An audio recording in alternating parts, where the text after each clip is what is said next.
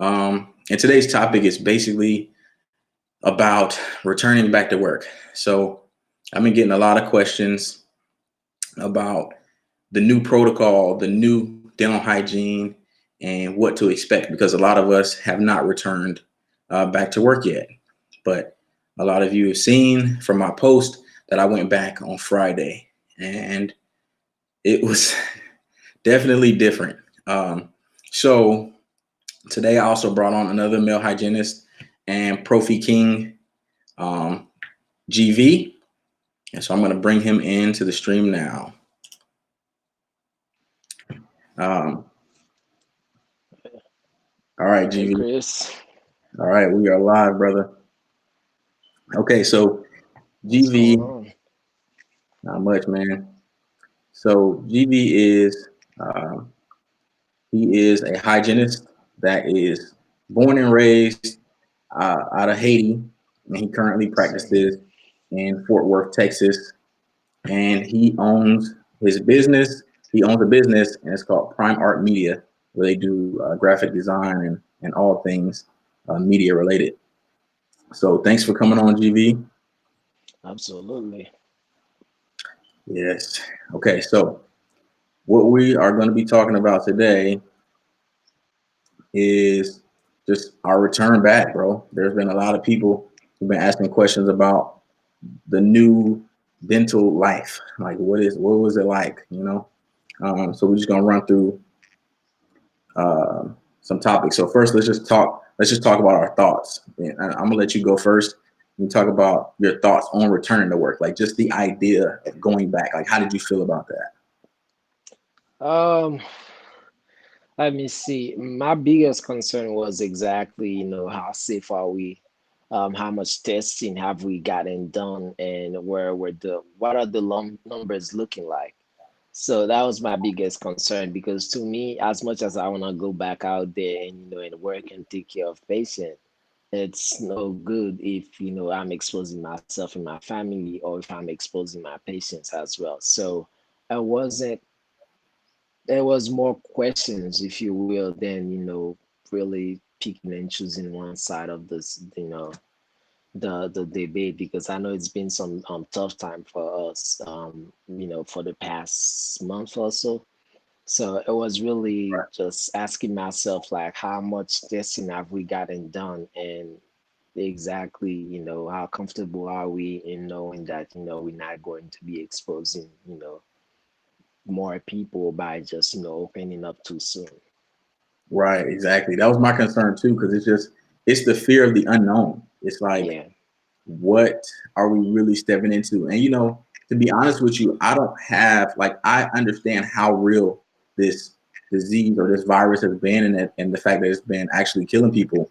Um, but part of me is listening to the science of things. Like a lot of young people who are getting sick are just getting sick. Like young people aren't really dying. Now I have seen some people who have went into intensive care and stuff like that, but I never know the full story. So my biggest fear was not taking it serious enough by going back and then Hmm. getting sick. Like the whole office, like our whole office, what if we all just got sick? You know, Right, and right, and then we're in ICU now. We looking dumb. Like right, why did we come back? right, So right. so I had the same reservations, man. I had a lot of anxiety thinking about going back and just what to expect. I Right. definitely wouldn't have chosen to go back if it was my choice. Most definitely. And I just, getting to work on Friday, was a lot of second guessing myself, because just the nature of this virus being so solid that there is no way of telling that, okay, could I wash another 10 seconds more, right? Like, what else do I need to, to do? In fact, I had taken, like a quick selfie of, my full, PPE. And quickly, some of my nursing friends reached out to me and they're like, "Yo, you need a hairnet," and I'm like, "Oh Yeah, shit, I gotta go and get myself one," you know. So it's like, okay, I'm like, did I expose myself to anything? So it's just so much questions and uncertainties that kind of like made me second guess everything that I'm doing, and there is no way of telling now whether I did enough or when I go back out there tomorrow, like what it's gonna be like. So. yeah. Now I went through the same thing, bro. So, we're trying to take the best precaution that we can with what we have. Like I had on my full get up too. I had my a surgical cap on. I had the mask. I had everything on. But then somebody commented and was like, "You gotta have your neck covered." So I was like, "My neck, my neck is exposed." I didn't even think about it. And then I actually saw your picture when you kind of had your jacket like zipped up. And I Yeah, was like, yeah. "Oh, this neck is covered. Mine wasn't covered." I See, done messed up. Uh, see. okay, let me see. Hang on, because since we're live on Facebook right now, I'm gonna have to check. I'm gonna be going back and forth checking to make answering people's comments and things like that.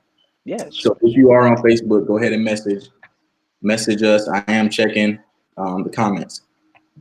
Okay, so now let's go into talking about our new protocols. Yeah, Um, so the way my office did, so we came in the day before. We were planning, so that Thursday, this past Thursday, we went in and we pretty much kind of like super like spring cleaned the office with orange solvent, like Cavicide everywhere. We were just going in, right? Really getting everything clean, taking everything off countertops. We removed all the furniture out of the waiting area because we don't have a waiting area anymore. So people are not coming in mm, sitting down. We set it up so that patients were able to check in from their car. We had either an assistant or one of the front desk members actually go out to the car and meet them and then go through a whole questionnaire of like their recent exposures, if they've been exposed to anything, if they traveled. They took their temperature. So we used temperature dots, which I had never heard of before, but it's like a little sticker. You just put it on their forehead and it changes a color. And basically, the color change will tell you what their temperature is. So we do that, and then they come straight in and go straight to the operatory. Now they get it was like a hand sanitized station. We allow them to go to the restroom if they need to. We give them gloves and a mask, and escort them straight into the room. And then that's where I'm sitting in there like this, like sterile. You know what I'm saying? Like I'm not touching nothing. I've already like washed my hands. Like I'm gowned up. Um, ready to see the patient. So that's kind of what our check-in process. How about yours? it's pretty much similar. So up to the patient filling out the questionnaire. So what we do, a front desk will call the patient from the car, and they have the form and ask the question and get it checked. Um, and then from there, I bring in the patient and also use like a little gun kind of looking temperature thermometer to Oh check yeah, the yeah, like the phone reader. Yeah. yeah, to check the temperature, make sure, then I personally go through the screening process again and ask all of the same questions and Mm. making sure you're not missing anything, and then check for vitals and get to working. Now, obviously, we cannot use the Cavatron, so it's all in skill and hoping everyone is keeping themselves isolated and healthy enough where they don't bring in something. But we try to having hand sanitizers all over the place and asking all the right question, but we'll see if that's good enough. Right, right. Um, I want to talk again. I want to talk some more about the Cavatron situation because that's a big, big topic. So I kind of put that Yeah. one separate. But we'll talk about that one. So, um, what about your checkout process? So that was the check-in. How are patients checking out with you at your office? So before we even checking them in also involves making sure all payment situations are squared away, hoping that nothing changes. Yeah. And so checkout is really just getting the patient straight back to their cars. Yep. And Yep. then from there, I have about 10 to 15 minutes to sanitize the whole room and throw everything away and get ready for the next patient. Yeah. So ours is very similar. We when we check them in, we try to make sure we have everything addressed at their check-in. Hmm. So like you said, there's nothing unexpected, and then the checkout process is literally walk out the door. It's like get out of here Yeah. right now, as fast as you can, and we'll call you with any like if we did note that there was decay or anything on a tooth or something, like we just call them after and just have that conversation then. Um, Okay. I mean, we can have the conversation in the room, but I mean, as far as like, the billing stuff and like going over the treatment plan, we have a treatment plan coordinator that goes over all that kind of stuff. So she calls them afterward. So Okay. yeah, it's a very smooth checkout. Our front desk loves it because they don't have to deal with the patient, face to face. So that's really good for them. Right. Okay, so the hours. So people were asking us also how many hours we worked. So for me on Fridays, it's usually a half day as is, right? So we work from 9 to 2. So that was the same. That was the same. And then we're shortening our regularly scheduled days to just 5 hours. So we're not doing a full day of patients. What about you? Mm. Friday was my half day as well, so we did 8 to 1. Well, we had coming at 7:30, to kind of have a longer morning hurdle and making sure we're all on the same page. Um, you know what? I am not sure if we are actually going to be shortening our hours for the rest of the week, but from what I checked before I left on Friday, Monday's schedule looked like what a regular schedule will Regular. look like. So I don't know if we are actually doing that or not. I haven't been told personally. So Yeah. Yeah, man. It's tough because I was actually very, very taxed. Because were you off? Were you out of work for a whole month as well? more, yeah, about like 5 to 6 weeks. Yeah, like a little over a month, right? Yeah. So, Yeah, yeah, man, after that day, that little half day, I was feeling it, bro. I was like, I was tired. I was like, I felt like I worked. You know what I'm saying? Like I yeah, really felt taxed.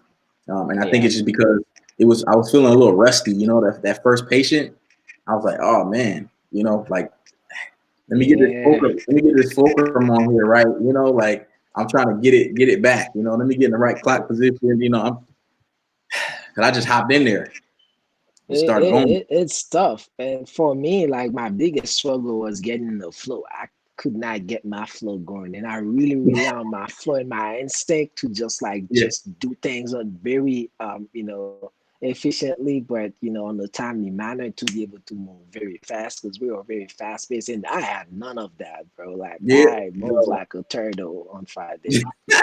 So I really right. did. I really And look, did. So worst situation for me was my first patient was a SRP. So I So, can't. question to you about how do you handle that with no cavity now? So we gonna get into that discussion. Okay, let's Okay, wait. Let's hold good, off. good, good, good. Let's hold off on that one. Okay, so next thing with new protocols is going forward. Like, what have you guys talked about? What your protocols will be going forward? Yeah, we probably gonna move to the surgery mask moving forward, like even when things get back to I guess normal. Um, but right now we have surgery, level 3, and N95 mask available. But Hmm. Doc has established that even after all of that, we'll probably stay with just using the level 3 mask. So Oh, that's one change that's gonna become permanent. oh, Um, okay. I mean, everything is kind of like new right now, and we still. Oh, one other thing. In fact, right before we got on, I received a text message from my manager, and one thing we also gonna be doing is to change clothes before we leave the office. Hmm. So Yeah. that's another thing that we're going to make sure, we add. So I had like just two pair of those, jackets that I was wearing. So I need to get myself a few more because I honestly I got it because it looked cool, but now I'm like, okay, this is gonna be part of, how I keep myself safe. So Yeah. it's definitely, one of these things that gets you now rethinking everything that you do, everything that we do, and how we can improve on, a lot of things that, we do out of just routine. So I think a lot of those changes that are, on temporary, I might end up being carried over to, to the future. Right. Right. Yeah. So our new protocols that so first off, the way we're handling stuff now, like that Friday, we hand picked those patients because we knew it would be an adjustment coming back to Hmm. work. So we hand picked like patients that were not very difficult. Um, Okay. and that SRP was somebody who actually been like calling us as we've been off. She's been calling because we did half the mouth. So her other half was just feeling like, she was like, I Yeah. need this side feels dirty, this side feels clean, so Yeah. I Yeah. need Yeah. Yeah. so we made sure we got her in. But all the rest of the patients are people who've been coming to the practice for a long time, so they Okay. will understand, the new ways that we have to do stuff, the Right. all the new protocols, they will be okay with it. So going Right. forward, I actually talked to my doctor because she's been checking in on me like regularly, making sure that I was comfortable and okay with things. And she said that because I'm usually double booked. So what I'm going to be doing is going through my patients and seeing which ones that I want to see um, because it's going to be a single column now. Oh, okay. So and that's just because we have to we have to be careful not to because things are so new, right? We don't want to bring people into something new that will make them uncomfortable. So we have to iron out some of the kinks pretty much. Um, so yeah, some those are that's and then we're just kind of playing it by ear, man. Like honestly, after Friday, we even started talking about maybe not even doing hygiene because of the CDC recommendations of like only doing elective procedures and not doing elective procedures, but only doing emergencies. All right.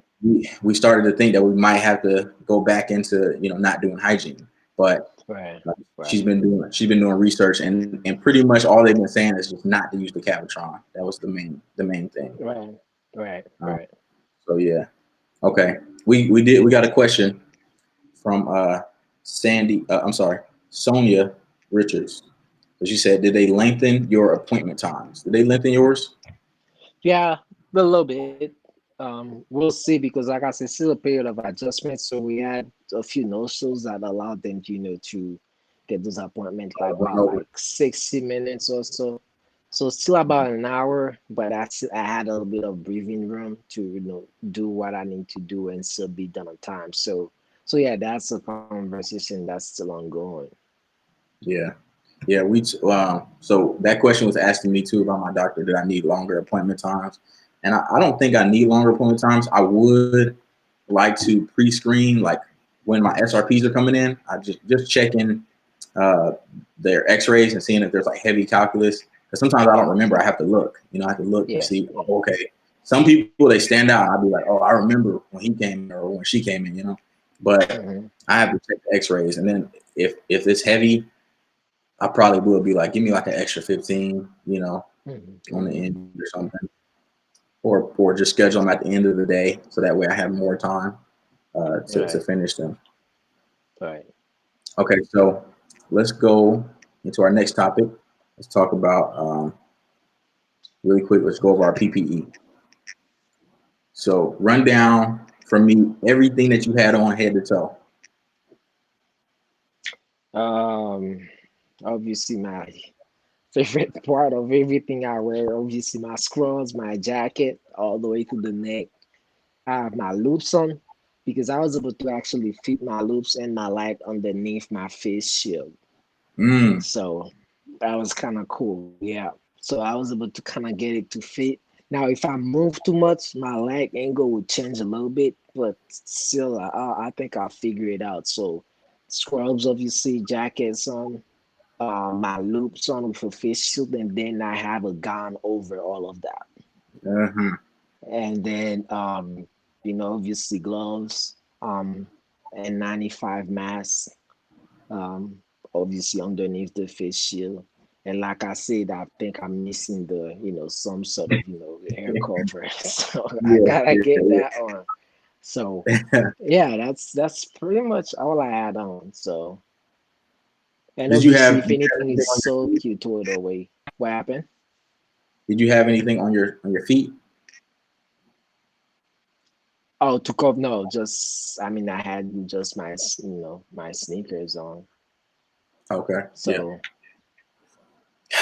Yeah. And on what you were saying too about the changing in the office, like I'm gonna do that too. Because we do have a washer and dryer there. I just gotta make sure that I'm gonna bring a change of clothes with me and do the same thing.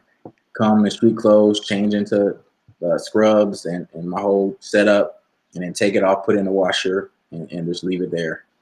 You know, right, so I'm gonna have to buy some more. I'm gonna have to buy some more stuff too, for sure. Um, okay, so for me, I had the N95 mask. I had also a level 3 mask.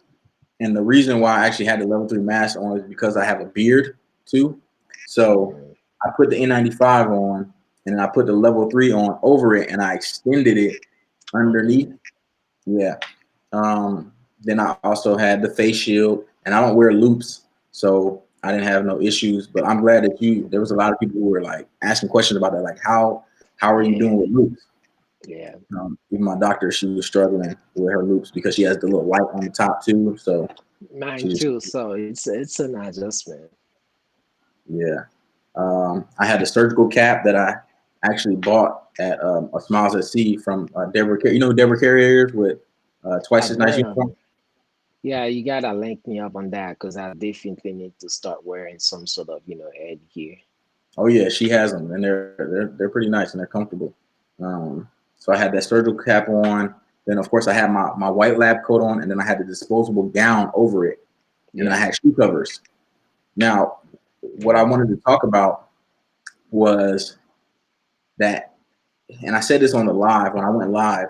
I said a lot of people, we got to be careful with our judgments, right? Because in our mhm, community, a lot of people are very quick to point out your faults in a mhm. way that's like, you messing up, man. You know what I'm saying? Instead of like just educating. Yeah, But some yeah, people understand that some people are not going to have everything that you may have, right? yeah, Because for it's a limited supply. Every office is ordering this stuff. So yeah, people only really got the things that they have because their dentist was able to think forward or think quickly and buy these things. Um, yeah, so for us, we have a limited supply of gowns. You have a limited supply of masks and face shields and all that stuff like that. So we can't, like, I can't dispose of my disposable gown after every single patient. I just can't. right, right, We don't have the supply for it. Now, if becomes soiled, if it gets blood on it or saliva and all that stuff, and it's heavily soiled, then it's getting tossed, right? right, But right. I can't just, I just did a Prophy with no nothing, was happening. It wasn't really bad, and I'm just throwing it away just because I wore it. I'm Yeah, not doing that. Um, yeah. so, what about you? How you feel about that?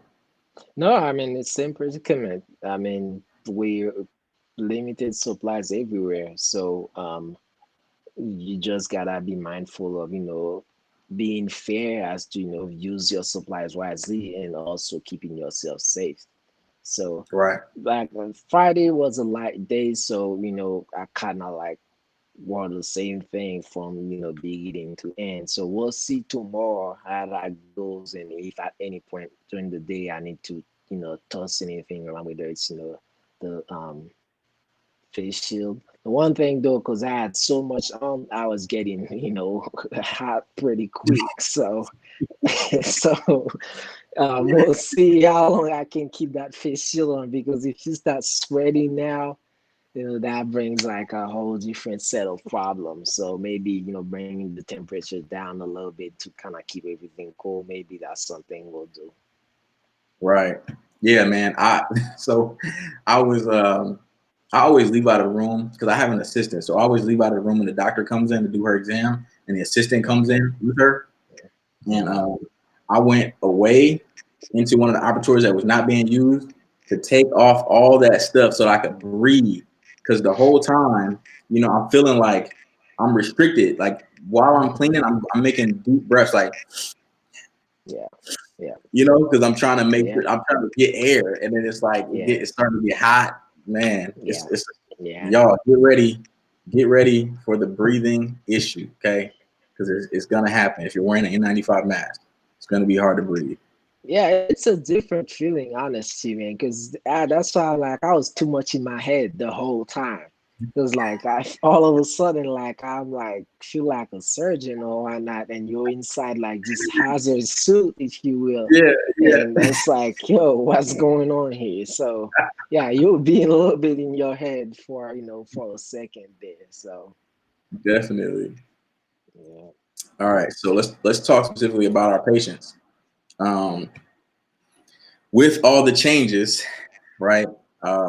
Obviously, we could potentially deal with some pushback. So, did you deal with any pushback or any issues with any of the changes? I was expecting it, did not happen. Everyone was very cooperative, so that was good. But obviously, at some point, you gotta expect someone to not understand, what's really going on, and because you still have a lot of people that think that we still overreacting with all of this going on, and so we just have to not take it personal and I guess try to educate the patient as best as you can. So that's kind of like where we at. It's one of these things that I'm expecting at some point it's gonna happen, and when it does happen, we just gotta do the best to handle it. And Right, I'm okay with it. Like I always tell my patients, like, do I? There are no dumb questions for me. Whatever you're thinking, go ahead and ask it. As long as we can be respectful of each other, and as long as we're not putting anybody at risk, because we're not gonna breach the protocol to please someone, like right, if you're gonna come in. And I think one thing my doctor is gonna do is put a sign at the door that all of this is to be following the guidelines set by the CDC and the board of dentistry, the state board of dentistry, because um, we can't just breach the protocol to make someone feel more comfortable. So as long as they understand that, I guess I'll do my best to walk onto it or answer any questions they may have or concerns. right, right. Exactly. Yeah, we had the same. Everybody was very good. Everybody was very compliant. No one really had any issues. The only pushback that we got was um, the fact that we did charge, or we are charging for PPE, because we are giving them gloves Mm, and masks that we can't necessarily, with the fact that we were just out of work for so long and the office was right, not making any money. We can't right, justify, or we can't cover that cost, but we do need that in place. We need to be able to give people masks and gloves. So we are charging a small fee for the PPE. So, but that's obviously something that makes they can sense. they can decline if they so choose. But most people don't have PPE. So Right. um, so yeah, that was our only pushback. Really, we everybody was really good. We flowed through the day almost as if it was normal, except for all the extra stuff, and feeling like I'm in Right. surgery while I'm doing this prophy. Exactly.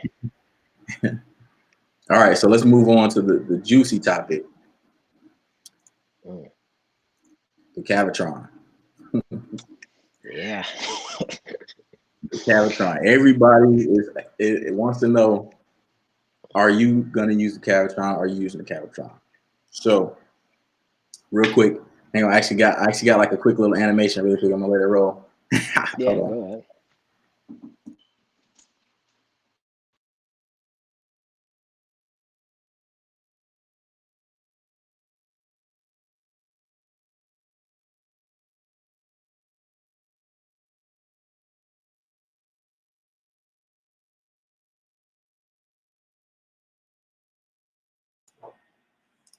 Now I don't know.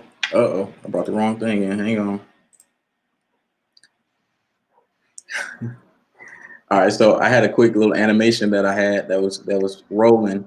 I don't even know if it actually played right because it didn't show in the screen. It didn't show the way I wanted it to, but it was like two like dental professionals, like an animation of them like Hmm. in the mouth, like aerosol spraying everywhere. So that is the big issue that we're dealing with is the Right. aerosols. Um, so for me, be 100 honest with y'all, I use the Cavitron.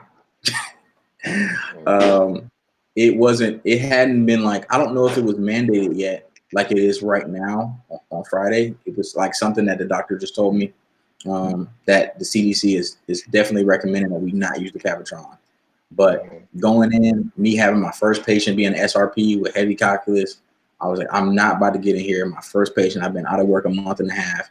I'm not about to hand scale this whole patient. Okay, Right. that's Right. just, that's just how I was feeling. I got this face shield. I mean, I got enough to block these aerosols, and I'm just hoping that this is enough. But I also had other precautions. I've taken other precautions. I had an isolite, and I also had my assistant in the room who was suctioning as well. So that decreased a lot of aerosols in the air. Having that, I don't know if do you use an isolite in your office? We're starting to, yeah. Yeah. So that was my experience. I did use the Cavitron. I don't. Now we just talked about it, and this next week, I'm not going to use the Cavitron. Okay. I'm gonna hand scale every patient, which I'm not happy about. I'm not happy at all. Me neither, brother. But I mean, it's one of these things. Like my, just my concern with it is that, yes, I'm protected for the time being, but after the patient leaves, how long does all of that stays in the air, and who else walks in the room and may get some of that aerosol? Breathe it. Why not have it on their clothes, on their hands? It's like it's so many questions, so many uncertainties. But so that's why I was eager to ask you, like, how do you handle a case of of scaling? Because um, let's be honest, if you are a patient with moderate period, even sometimes you have a gingivitis patient, Right. with you know a need to really use a Cavitron. So how do you go about that? It hasn't happened to me yet, but I still don't know like how would I handle such situation. Do I talk the patient into like, hey, this is what's going on with you?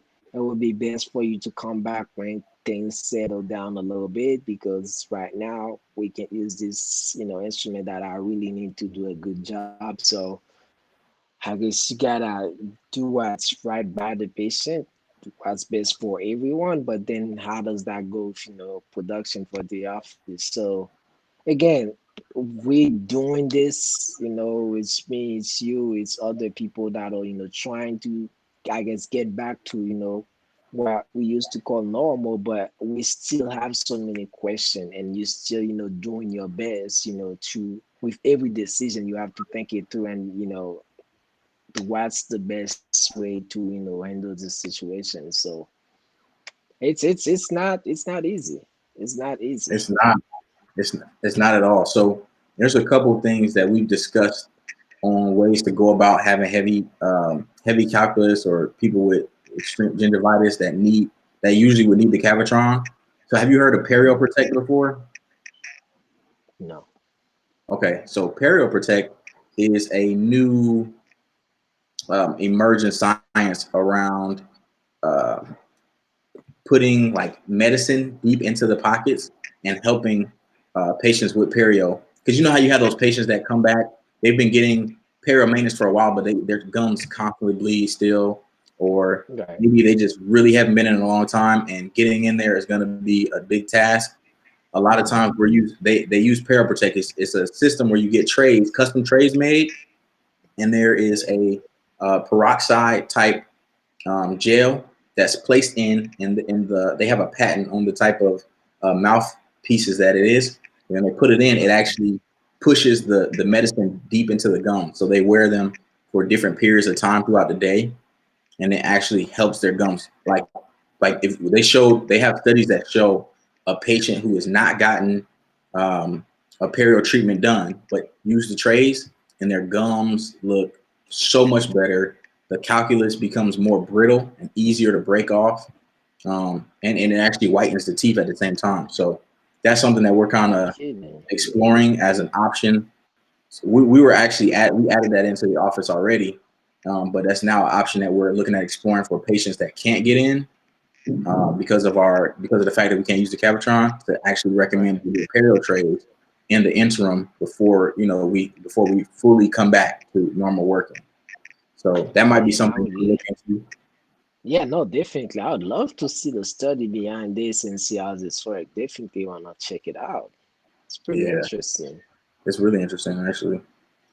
Um, all right, man. If you got anything else, like that's all that I have for the topics. I don't see. Let me see if I need to refresh this. Oh, we had a good amount of people watching, bro.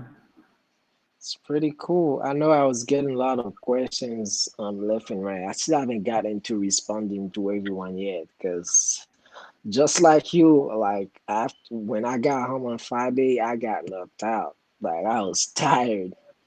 Yeah, So yeah, so I still haven't responded to all the questions yet. But I mean, my thing is that more than ever now we need to be mindful of everything that we do. You know, what you have on, where your hands are going, what did you touch, what did you not touch, and just being very careful because again, it's not like anything we've dealt with before. It's a silent virus, and you can be the carrier and not even know it. And trust me, any of us will be bummed out to know that, I got a family member infected because, I right, was being careless. And even if you are being careful, the possibility of that happening is so pretty high because we are the most exposed, professionals out there. So, my thing is, I'll be honest, bro. If you don't feel comfortable working, then maybe you shouldn't, because it's understandable. Like, this is not an easy situation. And you can ask someone to risk, their family's health, their loved ones' health, to, I guess, try to force getting back to, to the, I guess, normalcy. So it's just a matter of, right. being extra careful and yeah, do the best that you can, but definitely all of those changes are necessary because again, if you get exposed or if someone get exposed, you can expose a whole lot of other people and other patients. So safety first, and then I hope you know this thing get resolved because I would wanna get back to the flow and get back to doing things I guess the normal way because The normal way, yeah. after Friday, like I don't know if I'm ever gonna get used to to all that. It's I guess it's okay, but it's definitely not fun, and it gets I you to know. worry even more because now you become conscious of all of that's going on. And you're like, okay, this is very real. So it's a lot of Yeah, anxiety that can comes from that as well. So just take care of yourself and from there take care of everybody else. yeah. Every man, it's so much that unknown factor, the the panic that sets in your mind because of the unknown. You Hmm. overthinking stuff. Like I got in my car afterward, and I was like, "Dang, did I just infect my whole car?" You know what I'm saying? Like I'm just thinking everything. Like it's Yeah. sad, but uh, the other thing too, back on what you were saying is like about making that decision and safety first. It's such a hard decision because you in your mind, because I was going through this when we were talking about going back to work. I was like, Hmm. I could not go back to work, right? If I wanted to stand my ground and say I don't feel comfortable, right? So I'm not going back, and then you run the risk of not having a job after that. Yeah. And then Yeah. and then say for instance you're the one who says I'm not going back because I don't feel comfortable, and then everybody else goes back, and Yes. you're the, and you still got your job, but I don't now, Mm, you know. And then right. the coast is clear. Say the coast is clear, and it's like, oh man, yeah, it was fine. You know, we came back and everything was good, but you were the one who said I'm not going back. You know, it's just it's difficult. And then when you have a family and stuff like that, you know, that you have to take care of, so you have to make decisions based on their health and their survival. You know, because you provide for them. So Right. Right. it's tough, man. It's tough. I just wish everybody luck in their endeavors, you know, on going back to work, because I know there's a lot of people who had questions about this because they haven't gone back to work like us. So I'm just praying for everyone and hoping that we all come out of this and we can all go and get collective tattoos, matching tattoos that say we survived COVID-19. Yes, So sir. Definitely looking forward to that, I guess. yeah. All right, brother. Okay, I think we're gonna go Oh, ahead and end it here. Thank you for coming on. no, man. Thanks for having me. Appreciate it. Yeah, we gotta make sure we do more things like this. I enjoyed this. Yes, sir. All right, thank you all for watching, and we are signing out. Peace.